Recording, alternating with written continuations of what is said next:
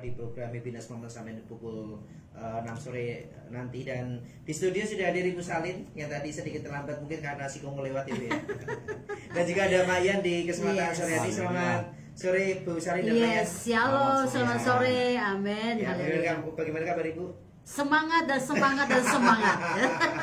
Selalu fresh ya Bu ya. Selalu fresh, yes. Ya, dan tema di Happiness Moment Ibu sore hari ini adalah melihat peluang dalam tantangan. Yes, betul.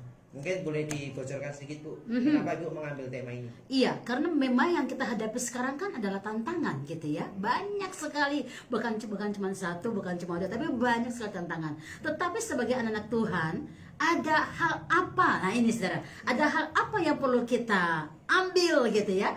Kenapa? Karena memang anak Tuhan itu rancangan Tuhan baginya adalah damai sejahtera. Nah, dalam tantangan yang kita lewati, kalau kita hanya lihat tantangan, apa yang terjadi saudara? Bersungut, lemah, akhirnya kita jadi orang yang putus asa, bukan? Nah, tetapi bagaimana anak Tuhan melihat peluang-peluang yang memang ada di balik tantangan itu untuk membuat dia bersuka cita karena dia layak masuk dan menikmati segala berkat Tuhan dalam rancangannya yang penuh dengan damai sejahtera. Itu dia, haleluya. Ya, jasa semuanya terbuka di line WhatsApp-nya maupun Telegram-nya. Jasa bisa berinteraktif langsung dengan Bu Salin di program Happiness Moment. Silakan di 085311665300, di 085311665300. Baik, jasa semuanya, tidak enak kalau kita hanya mendengar bocoran dari Bu Salin tadi. Melihat peluang dalam tantangan, lebih baik kita dengarkan sama-sama versi lengkapnya di program Happiness Moment. Silakan. Yes, betul. Mari semua merapat di dalam program Happiness Moment dan kita akan nangkap berkat yang besar. Saya percaya ini waktunya saudara melihat peluang dalam tantangan untuk menikmati hidup dalam anugerahnya. Mari kita berdoa. Haleluya. Terima kasih untuk sore hari ini. Hamba berdoa setiap pribadi kami yang sedang join dalam program Happiness Moment. Kami percaya bahwa di setiap waktu kami, hidup kami bersuka cita karena kami menikmati segala rancangan-Mu yang penuh dengan damai sejahtera. Firman ini akan meneguhkan kami, dan kabar baik dari kuasa Roh Kudus-Mu berikan kami kemenangan dalam segala hal. Tajamkan telinga roh kami, tajamkan mata roh kami. Apa yang kami dengar, apa yang kami tangkap, kami percaya kami diubahkan, kami diberkati melimpah. Anugerah-Mu nyata atas kami. Di dalam nama Tuhan Yesus kami tangkap berkat ini. Haleluya. Amin, amin, amin. Nah, saudara yang terkasih, melihat peluang dalam tantangan. Ada banyak kesempatan sebenarnya yang Tuhan sudah berikan bagi anak-anaknya, bagi saudara dan saya, supaya apa, hidup kita itu ada di dalam sukacita, saudara. Sukacita Tuhan inilah yang membuat saudara dan saya akan menikmati hari-hari dengan penuh kemenangan. Tetapi tidak sedikit juga sebenarnya saudara, ada anak-anak Tuhan yang gagal dalam mencapai tujuan dalam rencana Tuhan ini, dan akhirnya hidup mereka penuh dengan persenggotan, saudara. Kenapa? Sepertinya bangun pagi, kemudian beraktivitas seperti biasa, tidak sesuatu yang diubahkan, tidak sesuatu yang dirasakan. Nah, mengapa seperti itu, saudara? Nah, mari ada 5 poin yang saya bagikan di awal pertemuan ini, saudara. Kenapa sampai ada banyak anak Tuhan yang gagal dalam mencapai tujuan hidup rencananya? Padahal sebenarnya kita bisa melihat peluang di balik tantangan-tantangan hidup yang memang kita sedang hadapi, saudara. Tetapi bagaimana kita, anak-anak Tuhan yang mungkin tidak mencapai tujuan itu, ada apa sebenarnya? Nah, ada 5 hal poin penting yang saya akan bagikan buat kita sore hari ini. Yang pertama, mengapa anak Tuhan gagal gak bisa melihat ya, tidak bisa melihat atau menggapai peluang-peluang yang luar biasa untuk buat sesuatu, untuk ngalamin sesuatu di balik tantangan hidup? Mengapa saudara gak bisa mencapai itu? Karena satu, yang pertama, tidak mempunyai tujuan. Orang hidup itu kalau nggak punya tujuan, hidupnya buat apa? Nanti jawabannya begini: makan untuk hidup, hidup untuk makan. Saudara, ini orang-orang yang nggak punya tujuan, hanya bisa berjalan sampai di situ aja. Bagi dia, aku hidup untuk makan dan makan untuk hidup. Tetapi sebenarnya untuk kita makan dan kita hidup, ada sesuatu yang harusnya kita bisa karyakan melalui hidup kita. Karena memang untuk itulah rancangan Allah akan tergenapi dalam hidup kita. Nah, mengapa kita nggak bisa lihat peluang dalam tantangan hidup kita? Kenapa? Karena kita nggak punya tujuan. Ada kata orang, saudara, banyak jalan menuju ke Roma, saudara, ya kan? Tetapi di dalam Tuhan hanya Dia satu-satunya jalan. Nah, waktu saudara punya tujuan di dalam Dia, saya percaya engkau menemukan semua tujuan hidupmu itu, ya dan amin. Yes. Nah, kedua, mengapa ada banyak orang tidak bisa melihat dan menggapai segala sesuatu, peluang-peluang hidup yang membuat dia bahagia di balik tantangan? Karena tidak fokus. Yang kedua, tidak fokus dalam mempelajari firman Tuhan sebagai petunjuk hidup.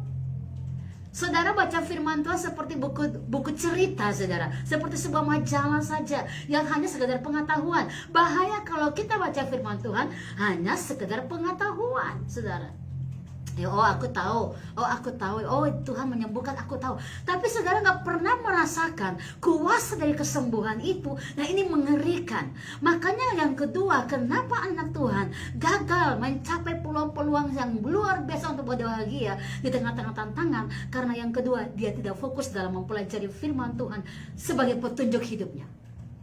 Firman Allah ini adalah petunjuk hidup, saudara. Kalau saudara fokus mempelajarinya dengan luar biasa, yaitu caranya bagaimana? Minta Roh Kudus menguasai saudara dan berikan pengertian dari apa yang saudara baca, karena firman Allah itu hidup, saudara.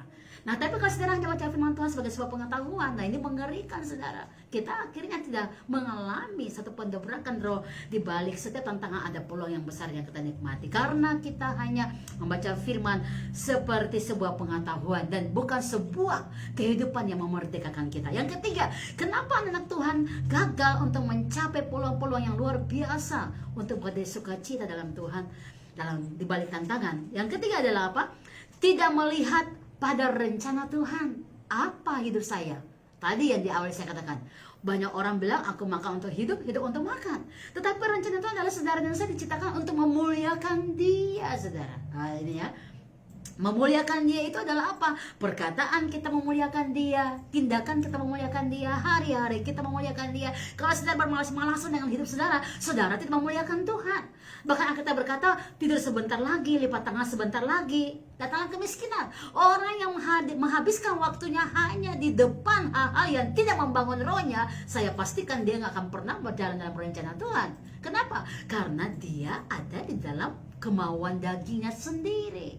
Jadi yang ketiga, orang gak bisa melihat peluang dalam tantangan. Kenapa? Karena tidak melihat pada rencana Tuhan, tapi dia membuat rencananya sendiri.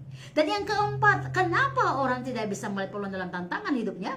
Karena dia menjauh dari hadirat Tuhan. Ya tentu, kalau saudara semakin dekat dengan Tuhan, bersekutu dengan Dia dalam roh dan kebenaran, membangun iman, membangun hidup roh saudara, saya percaya saat semakin dekat dalam hadirat Tuhan, engkau tahu apa yang akan engkau buat. Kenapa? Karena Tuhan, karena rohnya menuntun saudara.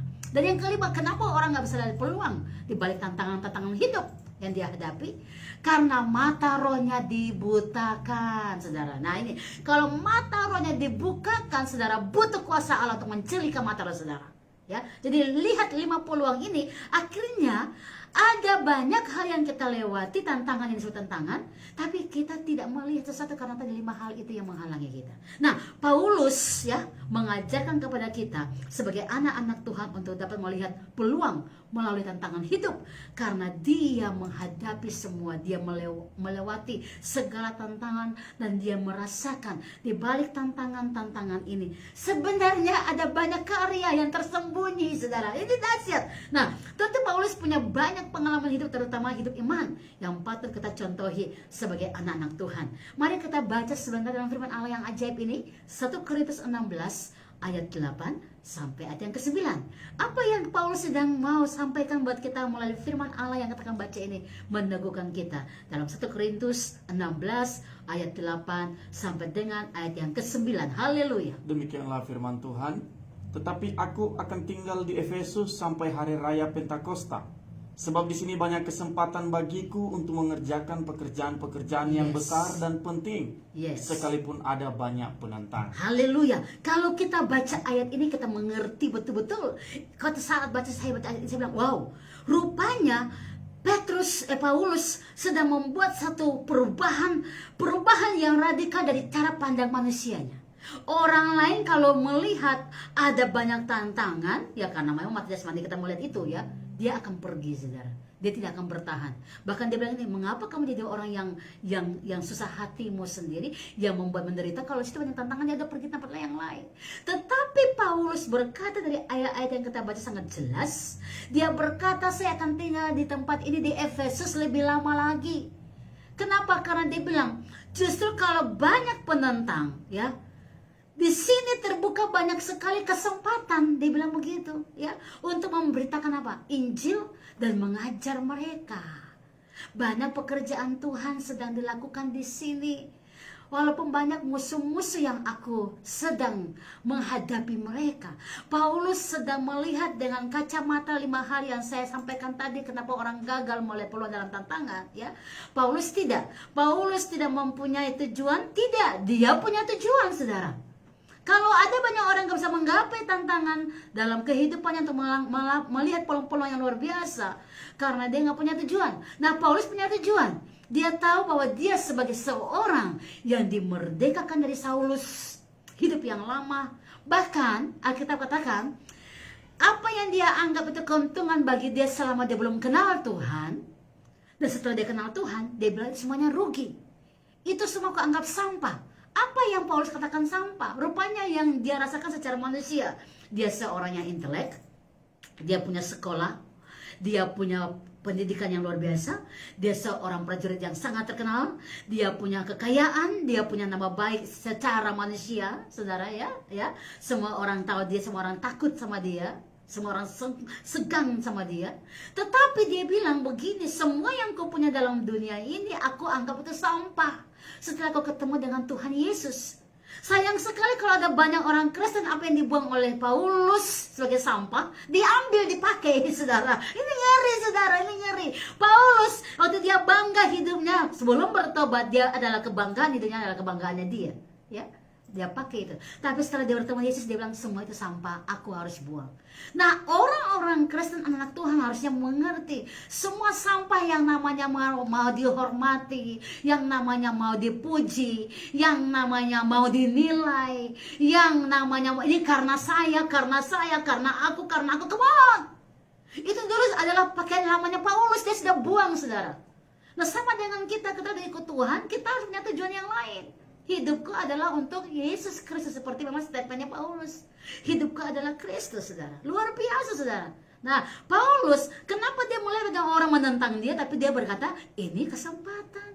Di sini ada banyak hal penting dan besar. Bayangkan kata-kata saudara, ya. Hal penting dan besar.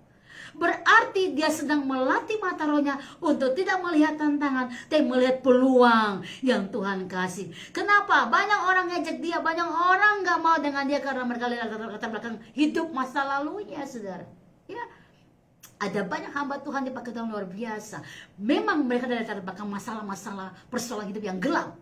Tetapi ada banyak orang juga yang seperti orang-orang Farisi, melihat dengan kacamata mereka kepada seperti Paulus. Oh, dia kan dulu pembunuh, dia kan dulu orang yang keras, orang yang bejat.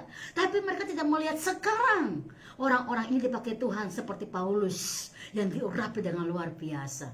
Paulus mengerti, dulu dia juga mengalami yang tidak mengenal Tuhan dengan baik seperti orang-orang Efesus, sehingga dia berkata, walaupun banyak orang menentang saya, inilah kesempatan buat saya menyampaikan apa yang benar, karena kabar baik itu memerdekakan orang. Haleluya.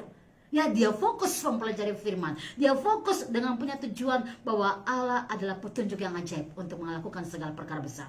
Dan yang ketiga, Paulus tidak melihat kepada rencana pribadinya. Karena rencananya dia berkata, aku mau rencanakan untuk datang ke Asia Kecil, kemudian setelah itu aku akan berjalan pergi lagi kemana dan kemana, ya saudara, ya. Tapi di sini dia berkata begini di ayat yang ke-8.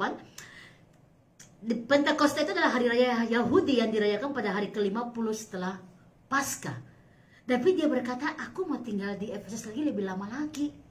2 tahun dia akan tinggal di situ selama 2 tahun, saudara. Biasanya selama 3 bulan, 4 bulan, 6 bulan diberitakan Injil satu tempat, paling lama setahun. Tapi di sini dia ingin lama lagi. Efesus dia ingin lama selama 2 tahun karena dia tahu bahwa ini adalah kesempatan dia untuk menyiapkan orang-orang untuk mengalami pemulihan. Karena dia lihat mereka ini sebenarnya kaya secara jasmani, tapi miskin di dalam pengenalan akan Tuhan. Ini mengerikan sekali. Sehingga Paulus bermaksud untuk tinggal lebih lama lagi supaya orang-orang yang miskin ini bisa menemukan kedamaian dalam hidupnya, dalam kehidupan mereka. Mereka tahu hidup mereka adalah untuk kemuliaan Tuhan. Nah, Paulus telah melihat peluang yang besar bagi dia untuk mengerjakan proyek ilahi, yaitu menyampaikan kabar baik bagi mereka yang terhilang.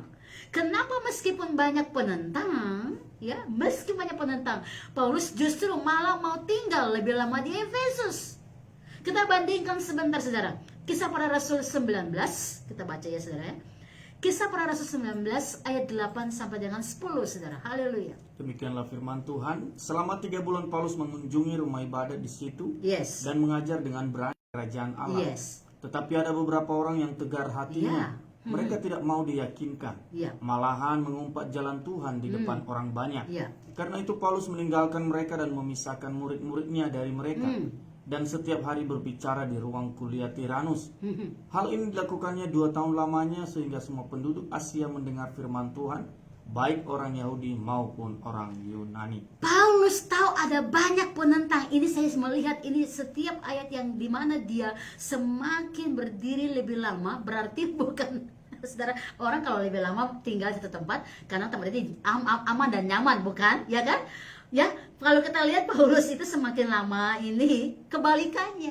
Justru kalau banyak orang menentang dia, banyak orang gak suka sama dia semakin peluk mereka, saudara. Itu istilahnya. Dan ini yang kita harus belajar gitu. Di akhir zaman ini tantangan yang kita lewati, ya, sepertinya malapetaka satu lagi, badai satu lagi.